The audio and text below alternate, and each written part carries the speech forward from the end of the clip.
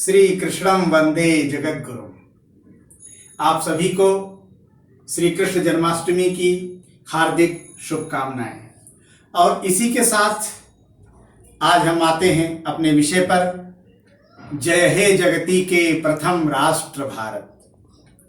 आत्मीय मित्रों, इससे पहले हमने संकल्प में आने वाले ब्रह्मण द्वितीय परार्धे को समझा और जाना कि ब्रह्मा जी का एक परार्ध बराबर होता है एक अंक पर 20 शून्य यानी 100 शंख वर्षों का, और उसके बाद के दूसरे परार्ध में हम हैं। हमारा आज का समय है, वर्तमान है, जो कि आज चलायमान है, यानी कि ब्रह्मा का द्वितीय परार्ध, इतनी प्राचीन काल गणना। और अब आज का विषय संकल्प में जो दूसरी बात आती है महत्वपूर्ण, वो है श्री श्वेत बाराह कल्पे, यानी श्री श्वेत बाराह कल्प में। इसके बारे में समझने के लिए हमें युगों की कालगणना की तरफ जाना पड़ेगा, जिसे हमारे भारत दर्शन के गुरु आदरणीय नारायण रामचंद्र भावे जी ने काफ़ी विस्तार से अपनी पुस्तक में लिखा है, और साथ ही साथ इसके बारे में पंडित रघुनंदन शर्मा ने भी बहुत कुछ लिखा हुआ है और बताया हुआ है। मैं इन दोनों के द्वारा लिखे काफ़ी साहित्य का अध्ययन करके आपके सामने कुछ और भी जानकारी लेकर प्रस्तुत हुआ हूँ कि श्री श्वेत बाराह कल्प क्या है, लगभग कितने वर्षों के बाद की और कितने वर्षों से पहले से चली आ रही ये कालगणना है। तो मित्रों, जैसे कि इन लोगों ने वर्णित किया हुआ है कि कलयुग की अवधि है 4,32,000 वर्ष। इसके बाद द्वापर की अवधि है 8,64,000 वर्ष। त्रेता युग की अवधि है 12,96,000 वर्ष, और सतयुग की अवधि है 17,28,000 वर्ष।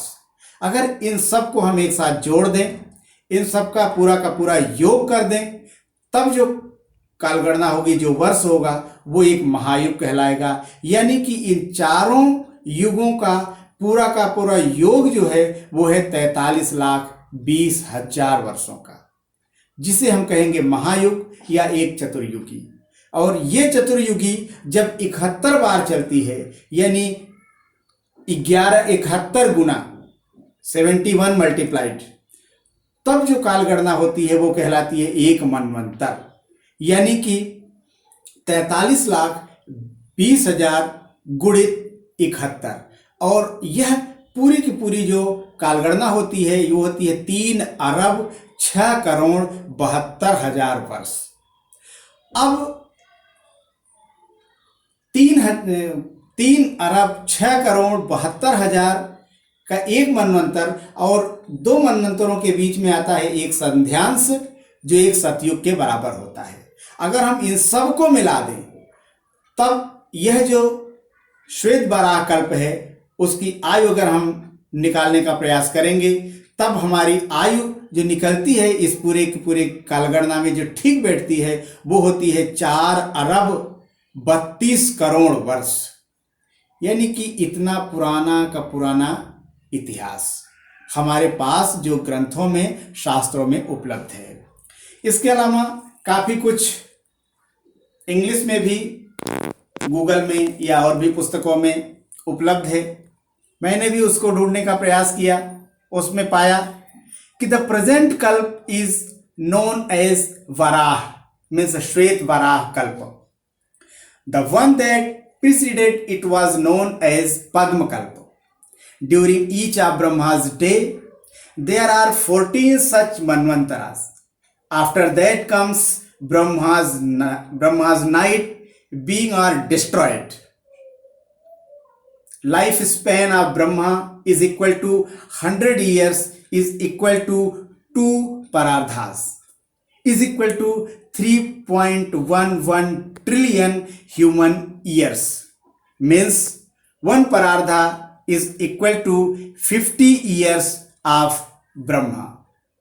Total time elapsed since current Brahma has taken over the task of creation is 15555219729491 years. 50 years of Brahma has elapsed, and we are in the first day of the 51st years. This Brahma's day Kalp is named as Sri Shwet Barah Kalp. One Kalp is equal to 14 Manvantaras, means one day of Brahma, and one Manvantara is equal to 71 Mahayugas, means one lifespan of Manu, means 308 million years. इसको अगर हम हिंदी में निकालें तो ये जो श्री श्वेत बारह कल्प है, यह कालगणना जो हमें एग्जैक्ट या ठीक ठीक अब तक समझ में आई है वो है 15 नील 55 खरब 21 अरब 97 करोड़ 29,43,120 वर्ष।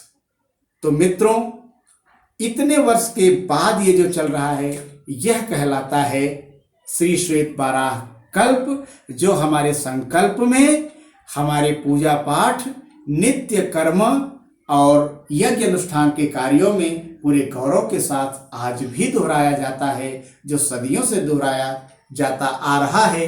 कश्मीर से कन्याकुमारी, गुजरात से आसाम, बल्कि विश्व के किसी कोने में अगर कर्मकांड होता है, यज्ञ अनुष्ठान होता है, पूजा पाठ होता है, तो जिस संकल्प का वाचन होता है उसमें ये पूरी की पूरी कालगणना को वर्णित किया गया है। आप कल्पना कर सकते हैं कि हमारी विरासत कितनी श्रेष्ठ, कितनी महान है और कितनी विशाल है। इसी के साथ आगे हम अगले चरण को लेते हुए आपसे फिर मिलेंगे। तब तक के लिए जय हिंद, जय भारत, वंदे मातरम।